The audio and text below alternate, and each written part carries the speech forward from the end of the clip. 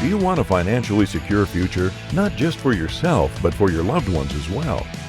This is Generations of Wealth, the podcast that breaks down the most effective wealth building strategies you can easily apply to your own life.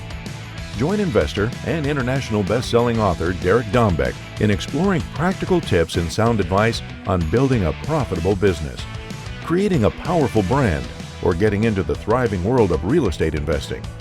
This is your chance to create your very own financial roadmap to live your vision, love your life. Let's begin this discussion with your host, Derek Dombeck.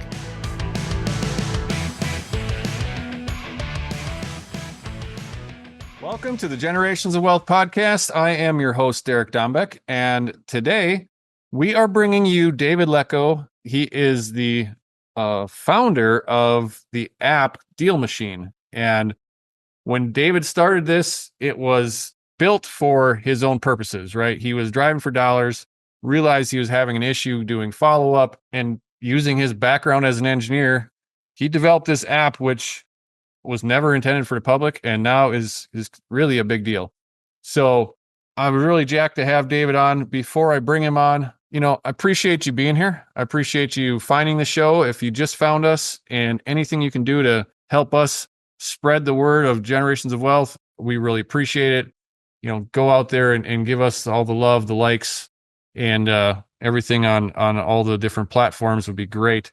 And also, get involved with the Generations of Wealth Facebook group and, be engaged, grow the community, but use the community. That's what this is all about.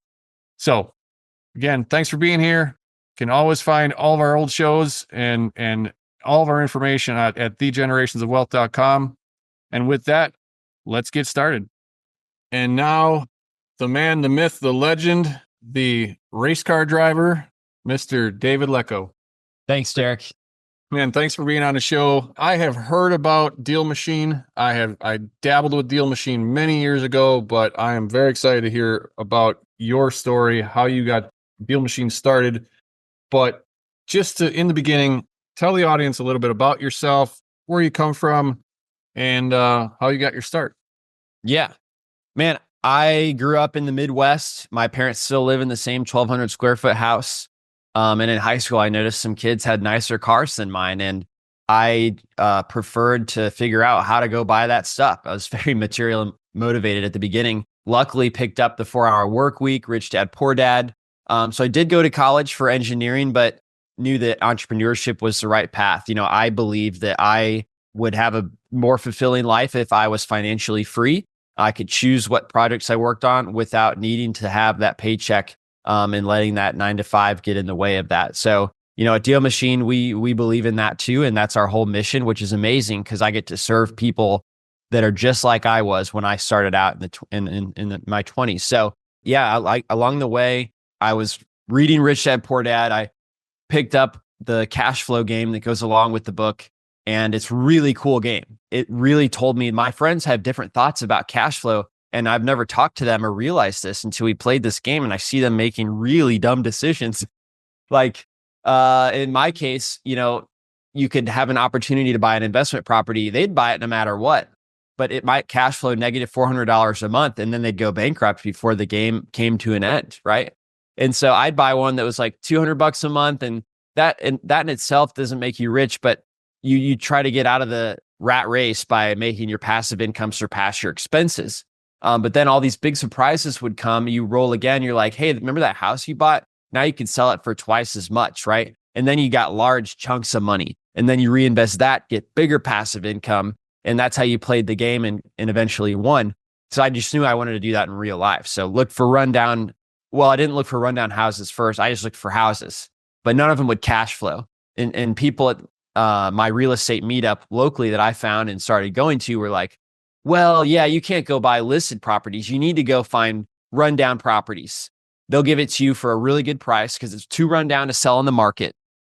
And as a reward, just like Nike shoes buys nylon for 5 cents and has somebody put it together for $10 and they sell it to you for $200. If you take a rundown house off somebody's hands and then you add materials, better roof, better floors, better drywall, repairs made, the house plus materials all of a sudden equals like 3 times more than what you paid for the house, which is awesome. And that's how you make lots of money and find a better deal that would actually cash flow. So that's what I set out to do. I noticed that I was looking for rundown houses, but I wasn't following up. I really struggled with the follow up. Eventually, I saw a house getting worked on that I had written down 4 months ago, and somebody bought it. Could have been a great deal for me. And I was like, dude, I got to solve my follow up issue. So use my engineering skills, made an app that let me pin the house, send mail to it. Ultimately, that became Deal Machine. And that's how it started. And this was specific to driving for dollars. Yeah, we started driving for dollars, right? So we have helped over 10,000 people close their first deal. Now, that was 8 years ago since I built that thing just for myself. And a lot of the growth, like 44% this year, has come from the unlimited contact info you get in the app as part of your subscription. So people who look for these rundown houses, they might drive around for rundown houses, or maybe they pull a list of tax delinquent property owners and then they want to make phone calls, cold calls to them, right? It's like a lower cost way than sending direct mail. Part of the cost, though, is buying the skip trace data, which is the phone number. And we actually, kind of our secret sauce is being able to provide really, really good phone number data included in the subscription. And that's been a big source of growth for us. So we do more than driving for dollars, so to say, even though that's how we started, got our roots, really got off the ground with that niche. Mm-hmm. So that was, and I would just say in general, we weren't changing anyone's behavior. It was so successful because we weren't telling people to go drive for dollars. There's already thousands of people doing that. We just made it easier to do what they were already doing. And so that would be like a ride or downer, as I would say, is like a big aha moment thing that I've learned, running my business for the past 8 years is like, don't try to change someone's behavior. Just make it easier to do what they're already trying to do. Yeah, absolutely. And when Deal Machine kind of came out originally, I know that you didn't design it to turn into a business. You designed it to just use for yourself. And not being an engineer and not being techie to the degree of building an app, how did you even come up with the start for the app? Yeah, so I actually had some software background knowledge. I did C++ language in school. So I had a basic knowledge. I didn't know how to make apps. I didn't want to pay somebody to make an app, though, because then they would own the code. They'd be the only ones that had the knowledge to make updates to it. Or maybe they would just get busy and it would be hard to find someone else to come in behind them and come and do that. So what I did is I went on Upwork and I made a project. I was like, you guys are going to teach me how to do this app. So basically made a Upwork posting, which is how you find freelancers, but I had my own twist on it. I was like, yeah, instead of you guys making this, I want you guys to show me how to make it. And so I learned how to do it from that, ground up. And that's how things got started. Now, it was not very good looking, but eventually, I did put it on the App Store, even though that's not what it was for, because my friends at the meetup wanted to use it. Once that happened, people started to find it organically. So I had to give it a name, have a logo to get it on the App Store. And then I was like, calling my best friend Dave, I was like, I think I got something here that people want. And I need somebody like you who's a good developer and knows how to make things look good too. I was like, I need you to remake the app, just make it look better. Be my 50% partner. And that's how we've started and have been since day one. Or I should say day 5, right? Because I had day 1 through 4 myself. So just as an analogy. Yeah. So you don't have to answer the question if you're not comfortable. I'm curious, how many users are on the app now? Is it? Dude, we've helped people close 10,000 deals. About 200,000 have come through the door. And so, yeah, we have thousands that are currently subscribed. And some of those users have quit. Some of them are team members, not account members. But yeah, I would say, definitely thousands. Nice. But you do, you have real estate and that's the whole reason that you built this to begin with. So what's your intentions moving forward? Deal Machine is, I'm assuming, your number one business, and real estate is now so the wealth. I built it because I was doing real estate, and I did 9 BRRRR deals until I eventually stopped because Deal Machine was growing so fast at the time.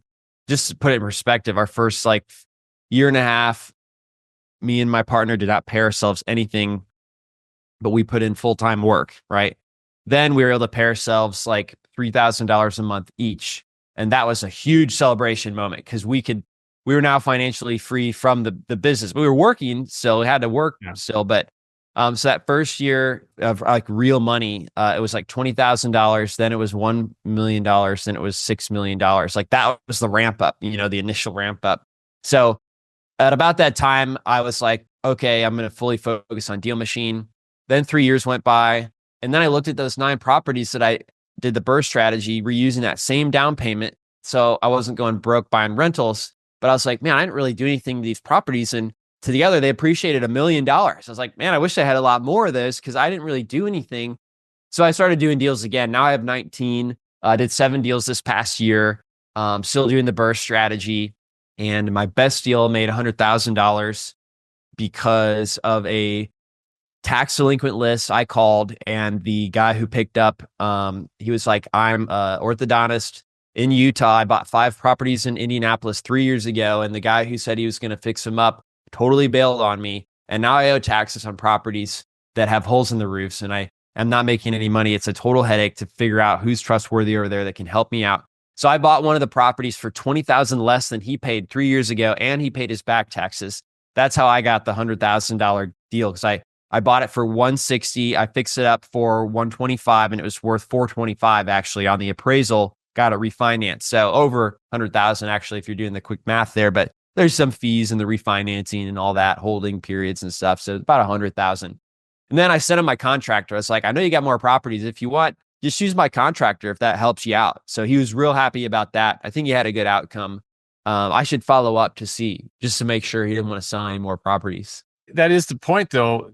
You built that because of your lack of follow-up. And so many people, they quit this business because they made a phone call one time and they can't figure out why they can't get deals. And I'll be the first one to admit, like, I love negotiating. It's one of my passions. I love being at the kitchen table, but I don't like chasing people. I really don't.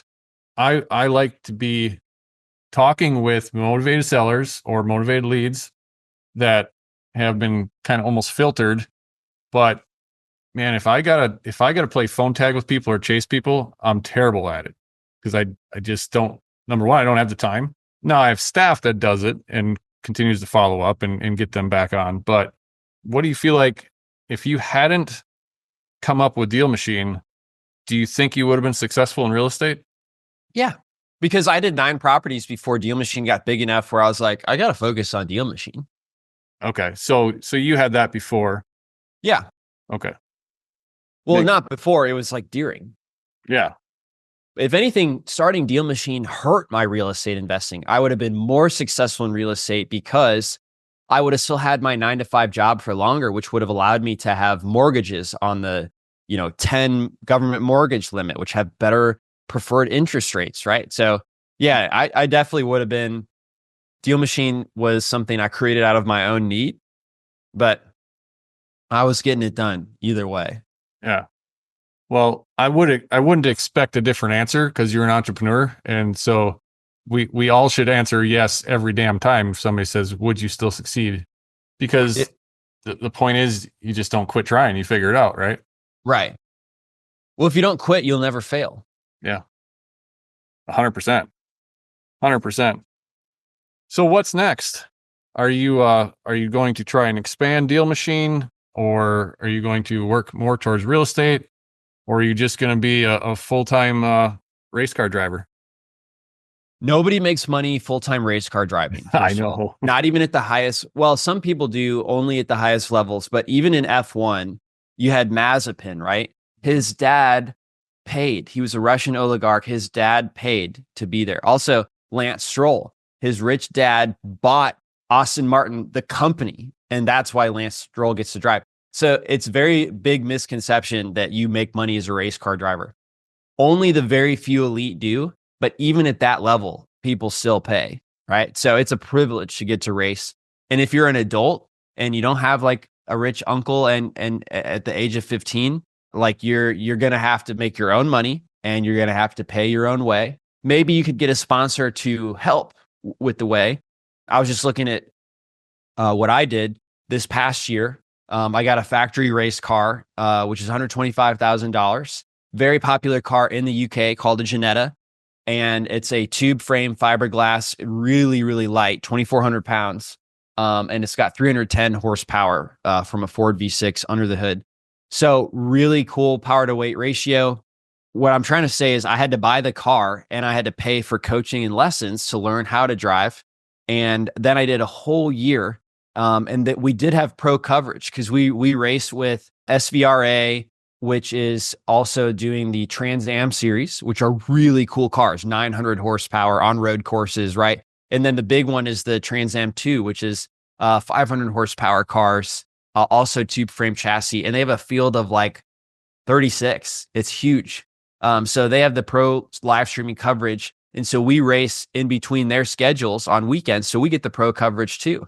And so, I was just talking with somebody about the racing and in our industry. And he was like, yeah, how much is a sponsorship? I was like, oh, no, I like pay for myself. I got the deal machine on the logo on the car. And yeah, I sponsor myself. He's like, no, how much is a sponsorship? I love racing. I've actually sponsored a NASCAR for 2 races and it was $20,000 a race. And I just really like being a part of this, even though I can't race because of my health issues. And I was like, are you serious? But here's the thing, like that, it wouldn't have been possible had I not made the investment to buy the car, buy the training and coaching, and then pay for the tire bill. It's like $6,000 a weekend just in tires. So that doesn't include all these other costs that come with it too. So basically, if you want to get into racing, you have to make your own money. You have to be doing it yourself, unless you have some rich family member. That's just the way to get started. And see, the sponsorship with him didn't even come through yet. But maybe I was like, hey, if you want to pay for tires for a season, I'll have you guys secondary logo, whatever is important to you, shout outs on the podium, etc. So we'll see where that goes. But I know you did some racing yourself. So I'm curious if you have similar views on sponsorship. Anyone that races knows this effect. You can make a lot of money in racing. You just have to start with a lot more money. Can you actually make a lot of money though? Well, you have to start with a lot more and you end up with a lot, or you're going to middle. No. How do you end up with a lot? I don't even think it's possible to end up with a lot. It's not. Honestly, when I got out of racing, it was kind of a sad deal. I used to race blacktop late model stock cars when I was in my 20s, and my brother crashed the car on the county road in front of our house when we were just actually adjusting the valves. And he just took it out on the road to see if the mist was gone that we had in the engine. And he lost control. He didn't have belts on, didn't have a helmet on, slid sideways into the ditch, rolled the car, and I mean, basically destroyed every damn part of it you possibly can. But he walked away. And so at that point, after about a decade of our family racing, we hung it up. But it's a very addicting thing, and I miss it certain days, but I also know that I get the same adrenaline rush out of doing deals and other things I do today. But man, dude, I'm so glad he walked away. I was afraid where that story was going. Well, the reason it could have been so much worse is literally my whole family and my wife was holding our newborn child and my parents were there. We were standing on the side of the road. So if he'd lost control about 75 yards sooner, he literally would have wiped us all out. So there was a lot of blessings that day, and everything's fixable if you want to spend the money. But at that point, just starting a family, and we had our fun, but there's still every once in a while, we go to a driving experience or something. I actually had a buddy who had some shifter carts, and just jump in some shifter carts and go beat up on each other a little bit. That's when it's in your blood, it's in your blood, So, yeah. But now, and you don't know this part of it because I asked you before we started recording, you currently live in Texas, right? I live in Austin, Texas. Been here for almost 3 years now. So I got out of racing, but then we started following rodeo and specifically bull riding. Wow. So now I own bucking bulls. That's what brings me down to Oklahoma and Texas occasionally. From Wisconsin, and I'd never been on a bull. I'd never, been in rodeo. just fell in love with the purity of the sport, honestly, because in racing, you can, to a certain degree, you can buy a win, right? You can have all the talent in the world, but if you don't have the money to prove it, you can't prove it. And what I love about rodeo and bull riding is you're getting on an animal that doesn't give two shits how many championships you've won, how many gold buckles you've got.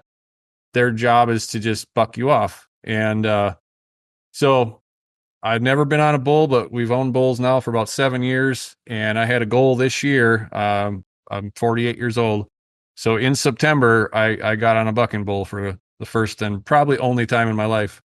But yeah. What happened?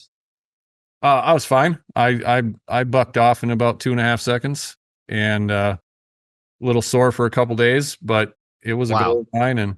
And my bulls live in Oklahoma. They're taken care of and trained by a former national finals rodeo winner and PBR champion. So I try to surround myself with the best of the best, and that's what I did. So I can't believe you did that. I would never do that. I hurt my back, and that just seems like it would be so terrible for your back. Oh, it is. I have a bad back. My back will go out just pulling my boots on, but adrenaline, it has a way of getting you through things. And it's a lot. I would say it's just like our business. Getting on an animal like that, getting on a bucking bull is 95% mental and 5% physical. Yeah. And hey, well, that's so cool. I mean, my parents owned 2 cars and a house, and they didn't really ever own anything else. So how cool is it that we get to own a race car at one point? You own a bull team, right? Now you're just having fun. Like that's just fun stuff to do and cool stuff to think about. It really makes life fun when I think about playing it at that level, because it's so foreign from how I grew up and how my parents thought. And I think there's a whole world out there that's just ready for us to engage with it, right? And it's a really cool way to express your passion for good competition. So let me ask you this question then. Are your parents still around, and are they are they supportive of what you do today? Or do they still say, we're worried about you, or be careful, or anything like that? No. I mean, they're not worried about me now that I've been successful. They were worried about me when I wasn't successful yet, right? Because deviating from the path of using my college degree to have a good W-2 salary with a car in the driveway of a nice house, they were worried about that, right? We had a conversation. I remember it vividly. But as soon as we had that year where I was like, okay, now I've got some money for the first time, I took them on a concert, took my mom to see Paul McCartney. I was like, what is my dad like? Oh, yeah, he loves Star Trek. So I found out there's a Star Trek convention in Las Vegas. He had never been to Las Vegas. I'd also never treated my parents anything like that. And I'd also never done anything one-on-one with them like that. So that was kind of like, told you so without telling them so, you know, just being nice and generous with it. And from that point forward, I've never got the sense that they were worried about me, like in any sense, after that, which has been nice. And then they were like, well, I really want to go to that Star Trek convention too. So can you take us back? So I took my mom and my dad then, and my girlfriend at the time, just to go back there again for a second time. So yes, they're not worried. We have a great relationship. Well, and I say that because a lot of us have that, and I don't want to use the word negative influence in our life, but like my mom, who lives in a house that I own, still worries. Like she still says, "Oh, really? Oh, yeah." And it's just in her nature. And her and my father, who my father passed, but they were W-2, worked their ass off their whole lives, and the whole entrepreneurial journey was never in their life or their vision. So even though she sees everything that's happened for the last 21 years, and we did lose our ass in 2007, 8, and 9, so she saw what that strain put on us. But even to this day, she'll be like, "Oh, I pray for you. You're in my prayers. I worry about you." I'm like, "Mom, I'm putting a roof over your head." I'm 47 years old. I own a professional bull riding team. Yeah. So she, but that's something that we do have to think about is who are the influences in your life. And even if they're worried about you because they love you, it can make you hold back. It can make you not go after your goals. So if you're like you or me and you know you want to build a business, you should not listen to your parents, even though you love them, even though they mean well, because why would you listen to somebody who hasn't accomplished what you want to accomplish? How would they be able to tell you about that thing when they've never done it themselves? So it's very good. I like what you're saying there. Yeah. The short version, the short version that we're going to put on TikTok is David saying, don't listen to your parents. That's it. That's the snippet we're going to pull out of this. And then we're going to send it to his parents. So it's perfect. So David, Love it. what's one question that I should ask you that I haven't, and it can be about anything, even off topic? Okay.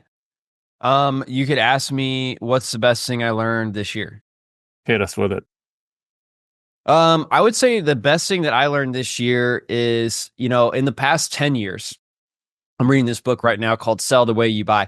So in the past 10 years, the amount of kind of touches needed for somebody to respond to sales activity, whether it's postcards or cold calling or whatever, has risen from 4.7 to 9.3. It's because we have so many distractions.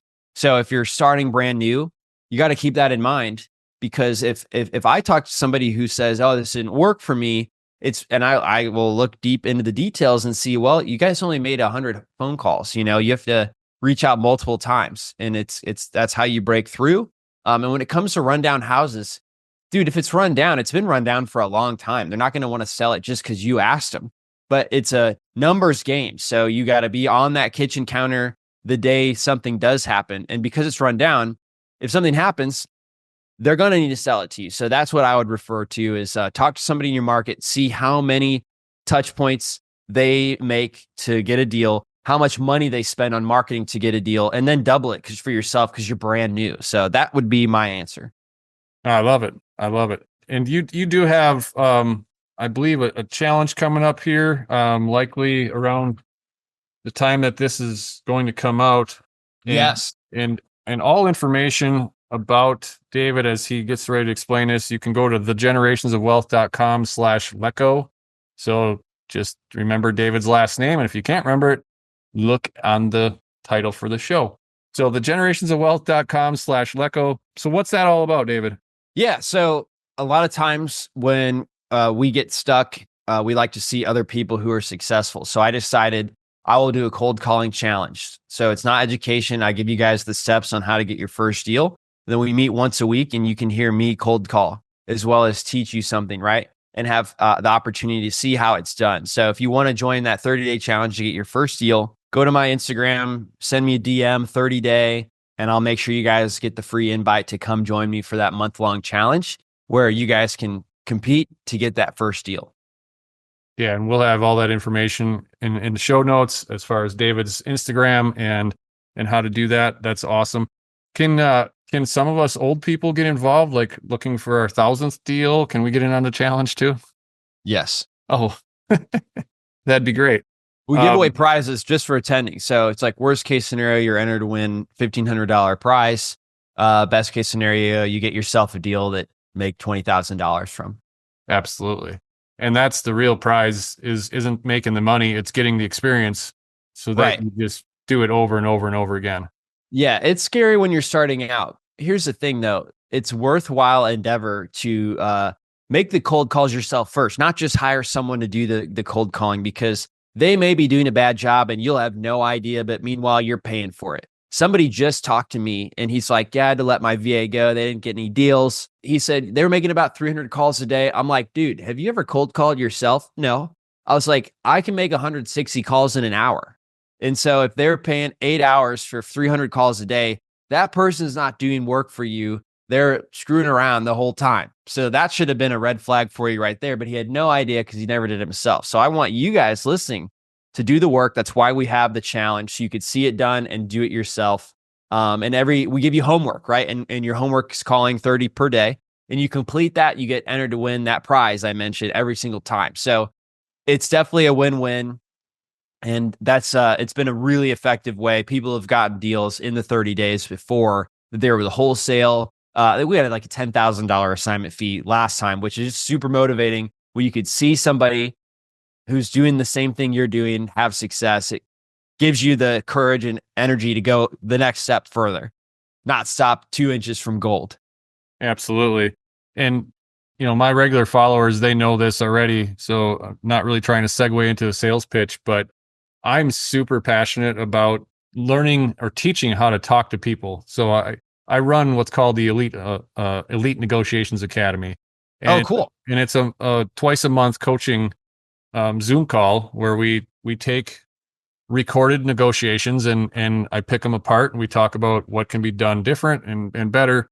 And the reason I'm passionate about it is people will spend time and energy and marketing dollars, and they'll get apps, they'll send out postcards, but then they don't know what the hell to do when the phone rings or when the lead comes in, because they never spent any time learning how to talk to people, which is becoming a lost art. So yeah, I love what you're doing with the challenge. And that's really one of my main focuses at the Elite Negotiations Academy is to do the same thing. Get people to actually convert those leads into deals, put some money in your pocket. Yes, absolutely. Elite Negotiations Academy. I like the name. Yep, it's fantastic. So, well, let's wind this down a little bit, David. But man, I really appreciate you coming on. I'm jacked about how well Deal Machine is done. Like I said, it was something that I explored when it first came out, when I first saw it, and being in the upper Midwest, like not because of Deal Machine, but because of how things were reported on public record, we didn't have as much data, but I'd be pretty excited to go see what it looks like now. Check it out, dude. It's great. I could pull up one of your properties right now and show you if you want. Well, you might be, it's going to expose all your personal information, how much you make. I mean, it's really good data. It's like, how much does this person make? How many properties do they own? What are the properties? Who are they married to? What are their relatives? Maybe you don't want that exposed in your podcast. I'm telling you though, there's no skip trace button. It's pre-matched. It's amazing, like how this is put together and what's available. Well, I'll tell you what, why don't you do a quick screen share and just don't pull up my properties, but pull up a property and show everybody a little bit about Deal Machine. That'd be awesome. All right. That's fair. And so I don't have anything to hide, by the way, but it's going to be faster to do it this way. Yeah, here's one. Oh, this is a commercial property. So let me go to the house.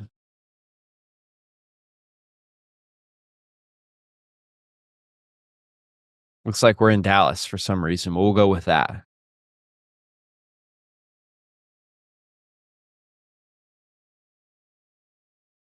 And those of you that are just listening and can't see the video, right now, David's just scrolling around the neighborhood and zooming in a little bit so he can get on a property. All right, here's Chihuahua Drive, and it's owned by Laura Morales. She's 66 years old. She's married. She's lived here for 25 years. She's got 2 properties owned. Both of them are, one's right next to the other one. She's got 2 phone numbers. She's a educational and health practitioner, and she doesn't have a lot of assets. Her household income $82,000, and she's got a low credit card balance. Look at that. And then we got a few related contacts here, and so we could scroll through that for family members. Let's see who this other person is. Jose Guzman is the renter, right? Yeah. So Laura is the owner, and Jose was the renter. And so you could see information about the renter like that. So that's pretty cool.